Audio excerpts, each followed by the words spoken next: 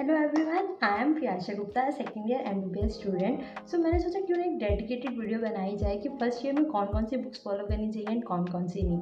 ये आइडिया मुझे इसलिए आया क्योंकि मुझे काफ़ी जाने कमेंट्स में पूछ रहे थे कि हमें कौन सी बुक्स फॉलो करनी चाहिए, क्या करना चाहिए। तो मैंने सोचा क्यों ना एक वीडियो ही बना दे जिसमें डिटेल में बताए।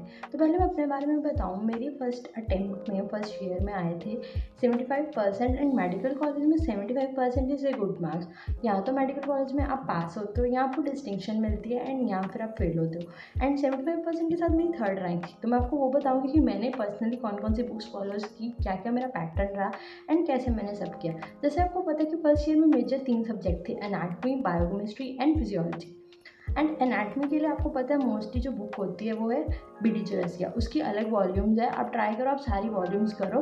एंड बेस्ट पार्ट, एनाटमी में जितनी ज़्यादा आप डायग्राम्स ड्रॉ करोगे, जितनी ज़्यादा आप डायग्राम्स के थ्रू समझोगे, उतना आपको याद रहेगा। क्योंकि जो ह्यूमन है उसकी पिक्टोरल मेमोरी टेक्स्ट मेमोरी से ज़्यादा अच्छी होती है। तो मैंने ज़्यादातर एनाटमी में पिक्टोरल मेमोरी ही बनाई थी। मैंने ज़्यादा से सारी डायग्राम्स लर्न की थी, टेक्स्ट इतना मैंने लर्न नहीं करा था। क्योंकि एट द एंड अगर आप डायग्राम्स भी बना लोगे ना एनाटमी में, तो डायग्राम्स को देख के आपको याद आ जाएगा कि हाँ ये फिमोरल ट्राइंगल है, ये इंग्वाइनल हर्निया हुआ है तो क्या कैसे हो रहा है।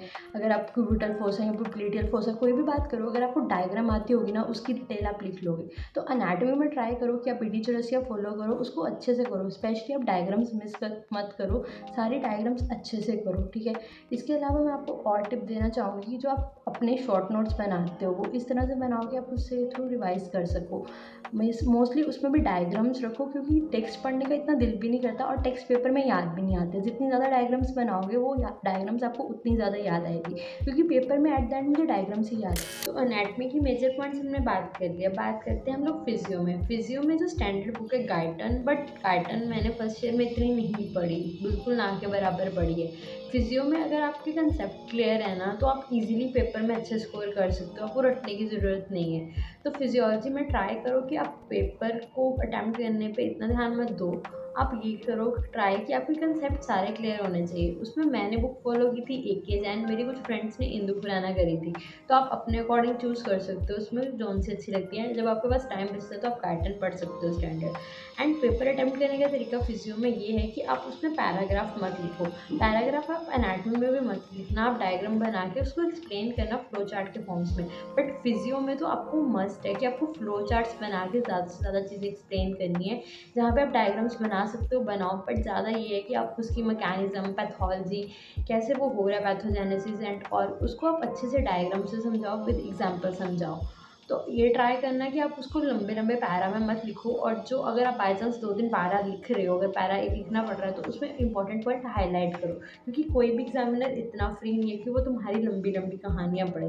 तो ट्राई करो कि जो आप पढ़ रहे हो उसको शॉर्ट और क्रिस्प वे में आप प्रेजेंट भी कर पाओ, क्योंकि ये थ्योरी पेपर आपका मल्टीपल चॉइस नहीं है जैसे नीट में हो रहा है। तो इसमें बुक मैं यही रेफर करूँगी कि मैंने तो AK जैन पढ़ी थी और मुझे पसंद आई थी। बट AK जैन का ऐसे है कि आपको क्लास में कंसेप्ट सुनने पड़ेंगे या आपको कोई और वीडियो देखनी पड़ेगी कंसेप्ट क्लियर करने के लिए। आप डायरेक्टली AK नहीं पढ़ सकते अगर आपको कंसेप्ट क्लियर नहीं है। तो इसमें अगर आप यूट्यूब के थ्रू देखना चाहो तो निंजा नट चैनल पे भी अच्छी वीडियोस होती हैं। जहाँ मुझे कोई टॉपिक क्लास में समझ नहीं आता था, मैंने वहाँ पे रेफर किया। उसके बाद बात करते हैं बायोकेमिस्ट्री की। बायोकेमिस्ट्री की जो स्टैंडर्ड है वो वासुदेवन है। मैंने स्टैंडर्ड किताब नहीं पढ़ी है फर्स्ट ईयर में। सेकेंड ईयर में आके मैंने रॉबिन्स वगैरह शुरू किए। फर्स्ट ईयर में तो मैंने सिर्फ ये एम किया था कि मार्क्स अच्छे रहे। बायोकेमिस्ट्री में मैंने यूज़ की थी MD रफ़ी। MD रफ़ी में भी सारी रफ़ी पढ़ने की ज़रूरत नहीं पड़ती बायोकेमिस्ट्री में। बायोकेमिस्ट्री एक ऐसा सब्जेक्ट की जो PYQ है उन्होंने वही रिपीट करने होते हैं अपने फर्स्ट ईयर के अटैम्प्ट में जो उनका पेपर होता है। तो बायोकेमिस्ट्री में आप ऐसा सब्जेक्ट है कि आप एंड में भी करो ना वो हो जाती है, बट कुछ जानों से नहीं होती क्योंकि वो रट्टा होता है साइकिल। तो आपको देखना पड़ेगा आपको कौन सा वीक सब्जेक्ट है, उस पर आपको ज़्यादा टाइम देना पड़ेगा। और एनाटमी में आपको काफ़ी टाइम देना पड़ेगा क्योंकि उसमें डायग्राम्स वगैरह बहुत सारी मसल्स, नर्व्स, आर्टरी सब याद करनी पड़ेंगी। एंड बायोकेमिस्ट्री में MD रफ़ी मैंने बाकी सारे टॉपिक्स के लिए यूज़ की थी, बट जो मॉलिक्यूलर है उसके लिए SK गुप्ता यूज़ की थी।